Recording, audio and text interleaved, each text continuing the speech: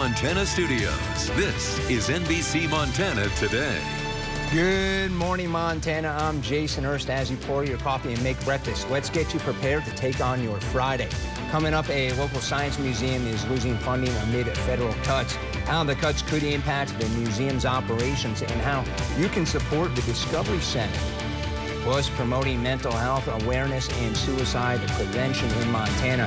How a Bozeman native and country music artist is doing just that with a special event. And we are tracking school elections across the region. The voters in Columbia Falls set to decide a multi-million-dollar bond measure, why school officials say it's crucial. We're starting the morning off on a very quiet note. High pressure fully in control. And as we take these live looks from Kalispell and Missoula, we're starting to see just a little bit of light ahead of sunrise. We'll see this continue to increase as we go throughout the morning. And as for those temperatures, we're also going to be looking at those increasing quite nicely as well, up to around 44 by 8 o'clock in Kalispell, 64 by noon. Talking temperatures in the low 70s by about the time we get to 4 o'clock, and a few areas may even reach the lower 80s this afternoon. It's going to be fantastic for today and at least much of Saturday. But our next weather maker and cold front are arriving for Saturday afternoon and evening through Monday morning. We're talking showers, storms, and gusty winds. I'll break down the details of this storm system coming up here in about 19 minutes. Just before 10 p.m. last night, President Donald Trump signed an executive order aiming to slash public subsidies to PBS and NPR, alleging bias in the broadcasters' reporting. The order instructs the Corporation for Public Broadcasting and other federal agencies, quote, to seize federal funding for NPR and PBS, and further requires that they work to root out indirect sources of public financing for the news organizations. The broadcasters get roughly $500 million in public money through the Corporation for Public Broadcasting and have been preparing for the possibility of cuts since Trump's election. And we spoke with Montana PBS earlier this week, who told us if they were to lose federal funds, about $1.7 million would be erased, nearly 20% of their overall budget. In Missoula, more than 30 people gathered to show their support for Head Start Thursday morning. Folks lined the end of Orange Street to share their message with motorists coming into the city. This comes after a report by the Associated Press that revealed a draft Trump administration budget didn't include any funding for Head Start. Union officials say the Child Care and Early Education Readiness Program serves more than 100 low-income children in Missoula. Members of Missoula Head Start's union and the Montana Federation of Public Employees showed up protesting the program's defunding. It's just unbelievable to me. It's had bipartisan support forever. It's been, no one's ever been against Head Start or trying to cut it. So for me, I can't wrap my brain around it at all. It's so important.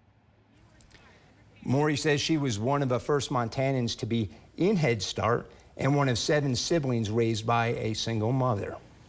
She came from great poverty herself, so she didn't have the chance to give opportunities to even read to us or to talk about other things in the world. And so I just remember going to Head Start and it was just like a new world for me.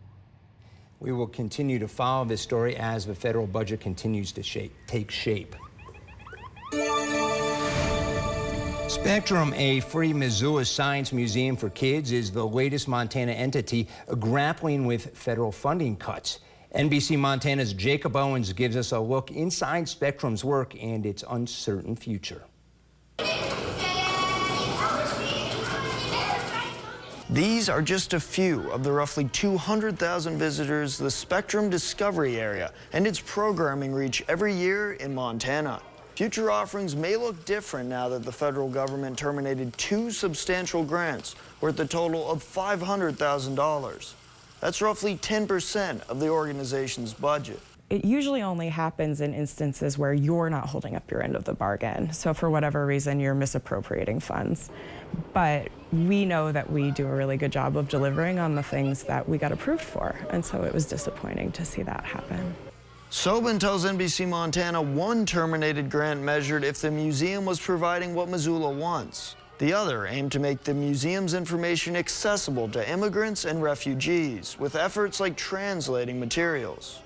Natalie Wolfram with the University of Montana says Spectrum's relationship with university research is unique. It's an active place where people can actually make connections with researchers. And that's a unique feature of Spectrum that not all science museums are able to provide. Sobin says Spectrum does have a rainy day savings account with $200,000 in it. This will get the organization through the end of August. At that point, Spectrum will have to begin scaling back. This could include staff reductions. The Discovery area sees some visitors frequently, especially homeschooled children. If we have to scale back the staffing in our museum, that takes away the reason for them to come every day. Spectrum is aiming to raise $10,000 in this year's Missoula Gives. For information on how you can donate to Spectrum and other participating organizations, visit our homepage, NBCMontana.com. Reporting in Missoula, Jacob Owens, NBC Montana. Deer Park School in Columbia Falls is asking voters to approve a $4 million bond next week. School officials hope to improve the facilities and create a more usable space. NBC Montana's Sadie Risen visited the school to learn why they say this bond is needed. The space is too small. Our bathroom triples as a bathroom and storage and our nurse's station. When we have sick kids that need to lay down or are waiting for families to come, we have a cot that we lay out and it takes up almost the entire space out there. If voters sign off, Deer Park School's $4 million bond would replace an old Quonset hut that was donated back in the 60s, and the office that was originally a teacher's home 80 years ago to create more useful student and faculty space. It will add not only much needed office space, but also much needed classroom space. So it's going to replace 2 classrooms in our Quonset hut area and then add 2 additional classrooms, which will allow our teachers to be able to spread out their classes a little bit. Before asking voters to fund this project, faculty members looked at what is essential and how to use taxpayers' money effectively to improve the historical school. We still have to work with and find a builder that will build this project. So we're hoping to get it under $4 million.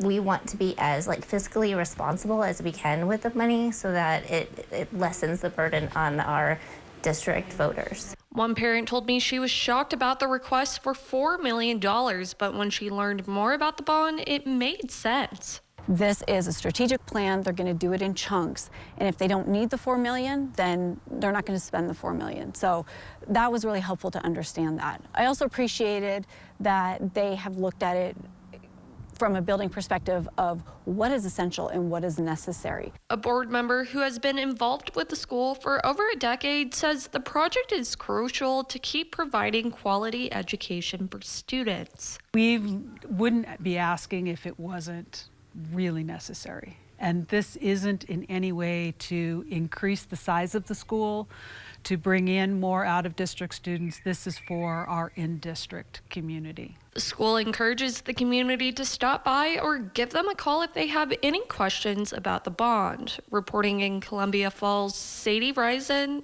NBC Montana. We now visit with meteorologist Mitchell Coombs. And if you're looking for something to do this weekend, maybe visit the Missoula Farmers Market. And Mitchell, you're breaking down the weather hour by hour for Saturday, and it looks like that forecast is looking good. It is looking fantastic for the first week of the farmers market. We've got a couple of those that this weekend is the first of the season. And looking at that forecast, starting from at 8 a.m. when the farmers market starts, we're looking at 50 degrees and sunny skies, 63 at 10, 71 by the time we get to about noon. That runs through 12:30. We've also got the Clark Fork Market and the People's Market as well in downtown Missoula. And then we've also got the Kalispell Farmers Market at Flathead Valley Community College from 9 to 3. Temperatures starting off in the 50s, warming their way into the 70s. I'll have the hour-by-hour forecast to help you plan out your day coming up here in 4 minutes. Jason? All right, thanks, Mitchell. And coming up, a viewer raises concerns of a wildfire mitigation project planned near a community in southwest Montana. NBC Montana's Michael Santoscoy scanned through the document and breaks it all down. Plus, the women's basketball team at Western welcomes a new coach, his local ties, and what he has to accomplish before the season begins. But first, here is a live look over Polson and Flathead Lake from our Wetumpka Resort and Casino weather camera. Meteorologist Mitchell Coombs has your 10-day forecast. That's all coming up in about 10 minutes.